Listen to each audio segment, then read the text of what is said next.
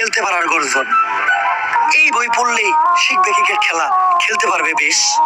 তোমরা ভালো খেললেই জিতে যাবে বাংলাদেশ। যদি বাংলাদেশ ক্রিকেট টিম জিতে তাহলে 20 কোটি মানুষের মনে লাগবে রং, আর যদি হেরে যায় তাহলে হয়ে যাবে চুদলিং পং। খেলতে পারার গর্জন, পৃষ্ঠা নাম্বার চুদলিং পং। লজ্জা লাগতেছে আমার। বাংলাদেশের বাজার কি এতই খারাপ যে আমাকে মতো ইন্টারন্যাশনাল লেভেলের ক্রিকেটার ট্রেনে করে নিতেছে। ভাঙ্গির ভুলারা ট্রেনে যাইতে লজ্জা লাগে, ম্যাচ যখন হারান মারা তখন লজ্জা লাগে না? কয়দিন আগে যে দুবাই যে হারান মারাইছিল, কপাল ভালো লেবার বিষয় তো ওই দেশে কামে লাগিয়ে দেয় নাই, প্লেন ভাড়া দিয়ে বাংলাদেশে আনছে। লজ্জা তো লাগে আমাগো যে এত কিছুর পরও তোকে খেলা দেই। আপনি কি কাকা বাংলাদেশ ক্রিকেট টিম নিয়ে এরকম উল্টাপাল্টা মন্তব্য করতেছেন? বাংলাদেশ টিমের প্লেয়ার কোনো কৃতজ্ঞতা আছে আপনার? ক্রিকেট খেলা সম্বন্ধে আপনি কি বুঝেন? ভাতিজে, আমিও একজন খেলোয়াড়, হয়তো বা ক্রিকেট খেলা তেমন একটা পারি না, কিন্তু যেই খেলা পারি ওই খেলা তোমার থেকে অনেক ভালোই পারি। ওইটা আবার কোন খেলা কাকা? তোমার কাকিরে যে জিগাইও। এত অপমান সহ্য করা যায় না। মনটাই চাইতেছে ক্রিকেট খেলা বাদ দিয়া কুতকুত খেলা শুরু করি। বাদ চাই ভাতিজে, কুতকুত খেলাই যেও না। কুতকুত খেলাটা অন্তত বাংলাদেশের মেয়েরা খুব ভালোভাবে খেলতেছে। তোমরা কুতকুত খেলাই যায় কুতকুত খেলাটারে ডুবাইও না। কাকা এত দুর্বল মনে করেন না আমা করে।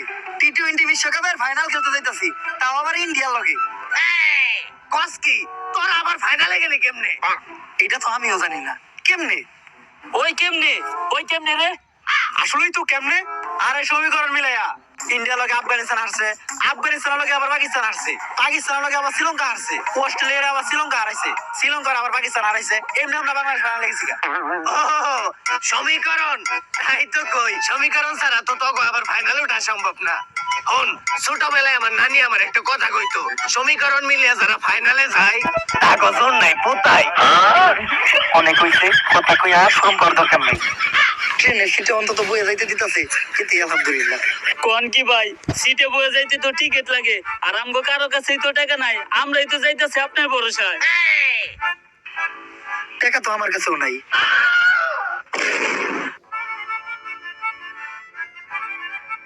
যা একটু মান সম্মান আছিল ওইটাও গেল। আরে চাইলেই বয়ে যাইতে পারতাম, কিন্তু খারাইয়া যাওয়া স্বাস্থ্যের পক্ষে ভালো।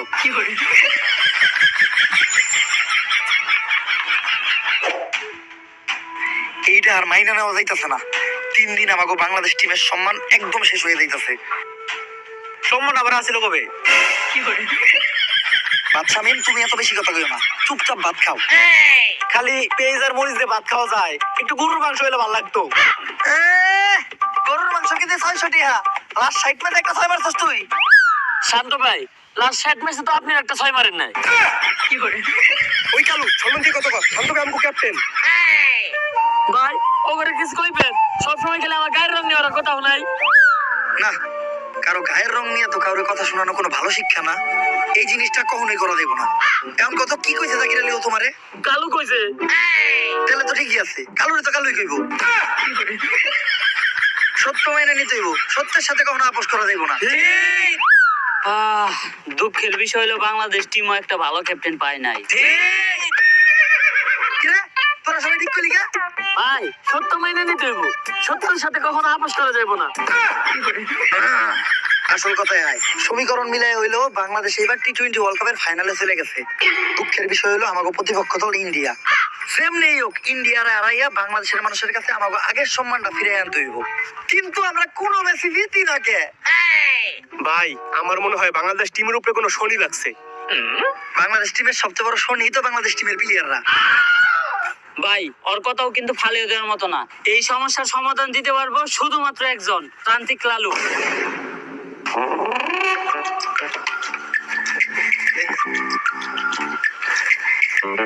বাবা আমরা তো খেলতে পারি না, একটা সমাধান দেন।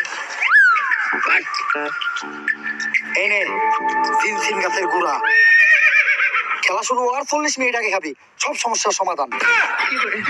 আরে বাবা আমরা ক্রিকেট খেলতে না পারার কথা কইতাছি। ও তেলে এটাকে বাবা এটা আমার দেন, এটা আমার খুব দরকার।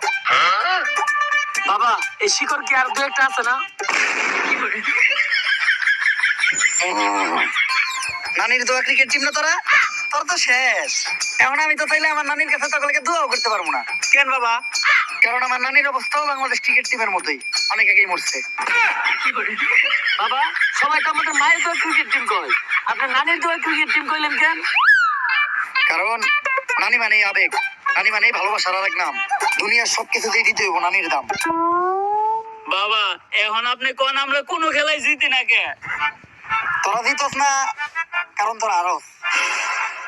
তাইলে বাবা আমরা হারি কে? তোরা আরস কারণ বিপরীত টিম জিতে যায়। বাবা ঘুরে ঘুরে না তুমি কি হলো? এ হালাই বন্ধ। এই আমার এখন ভন্ড পইরা দিব এমন মন্ত্র, নগদ তোর পাখি হয়ে যাবো দুই খণ্ড। বাবা মা, বাবা রাগ করেন না, খেলতে পারার কোনো একটা সমাধান দেন। এজন্যই আমি তোকে একটা বই লিখতাছি, খেলতে পারার গর্জন। এই বই পড়লেই শিখবে ক্রিকেট খেলা, খেলতে পারবে বেশ। তোমরা ভালো খেললেই জিতে যাবে বাংলাদেশ। যদি বাংলাদেশ ক্রিকেট টিম জিতে তাহলে 20 কোটি মানুষের মনে লাগবে রং। আর যদি হেরে যায় তাহলে হয়ে যাবে চুদলিং পং। খেলতে পারার গর্জন, পৃষ্ঠা নাম্বার চুদলিং পং। তাইলে বাবা বইটা দেন। বই এখনই দেওয়া দেবো না, কারণ লেখা শেষ হয় নাই। চ্যাট জিপিটি দেখে এখনো লিখতেছি। তোরা খেলা শুরু কর, সময় মতো বই নিয়ে আমি হাজির হমু। আর দাঁড়া, টসের সময় তোকে দলের ক্যাপ্টেন শান্তরে পাঠাইস না, কারণ তোকে দলের লেখা সব থেকে বড় শনিও। তাইলে বাবা টস করতে জাকির আলী রে পাঠাই। না, খাইল্লাকে ও টসের লেখা শুভ না।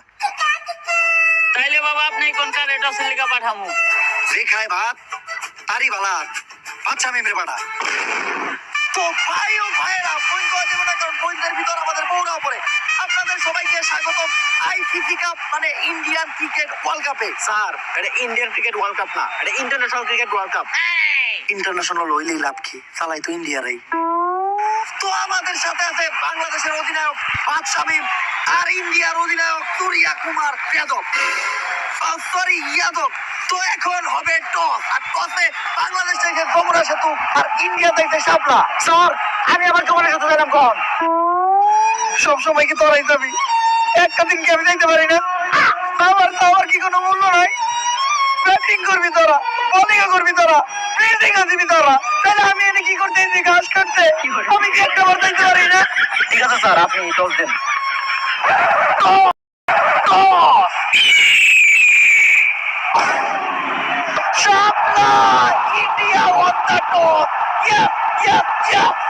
স্যার টস জিতার পরে ইন্ডিয়াও তো এত খুশি হয় নাই যতটা খুশি আপনি হইতেছেন।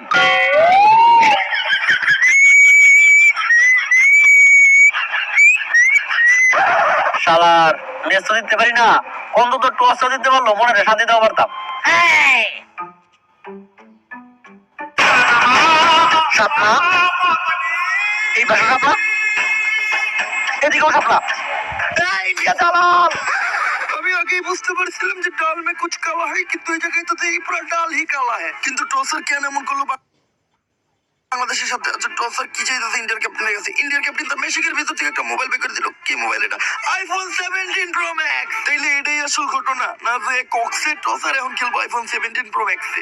তো এরই মধ্য দিয়ে খেলা শুরু হয়ে গেল, প্লেয়াররা মাঠে নামতেছে। না না না, এরা তো প্লেয়ার না, না না এরা তো প্লেয়ার না। এরা কারা? এরা তো একদম পাগল। এরা মাঠে ঢুকতেছে কেন? তো আবার Bangladesh team boycott boycott slogan দিতে দিতে, রিপোর্টার ভাই আপনাদের তো ঘটনাটা কি? বয়কট বয়কট 63 জেলা boycott, Bangladesh team boycott boycott. আরে ভাই তোমরা এগুলো কি করতেছো? তোমরা সবাই মিলে মাঠের মাঝখানে ঢুকতেছো কেন? খেলা বন্ধ। বাংলাদেশ ক্রিকেট টিম 63 জেলা থেকে বয়কট। 63 জেলার কোন জেলায় বাংলাদেশ টিম নিরাপত্তা পাবে না। কিন্তু বাংলাদেশ ক্রিকেট টিমের অপরাধটা কি? বাংলাদেশ টিমের ফ্যান ফলোয়ার আমার জাঙ্গিয়া চুরি করছে। কিন্তু ভাই আপনি তো কোনোদিন জায়গা পড়তেনি না। আরে বেটা, কিছু একটা কই এত দোষের তলে ফেলা লাগবো। আগামী 24 ঘন্টার ভিতর যদি বাংলাদেশ টিম আমার জাঙ্গিয়া খুঁজে বাই করে না দেয়, তাহলে বাংলাদেশ টিম বয়কট। কারণ যেখানে সেখানে যে বাংলাদেশ টিমের ফ্যান ফলোয়াররা জাঙ্গিয়া চুরি করে বেড়াইবো, এইটা ড্যান্ডি হেলালের ফ্যান ফলোয়াররা কখনোই মাইনে নিব না। কিন্তু ভাই সামান্য একটা জাঙ্গিয়াই তো, এটা নিয়ে তো কাহিনী করার কি আছে? কাহিনী করার কি আছে মানে? ড্যান্ডি হেলালের জাঙ্গিয়া ওইটা মিনিমাম 50,000 টাকা বেচতে পারতাম।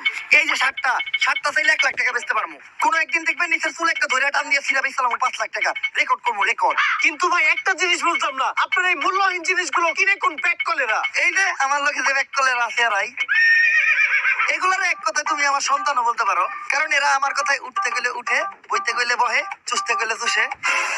চুষে মানে? আরে পাঁচশো সে পা, আর তুমি যেটা ভাবছো ওইটাও। বয়কট! বয়কট! ওই এতদিন পরে পাইছি তোরে, তাড়াতাড়ি পাপ না হলো।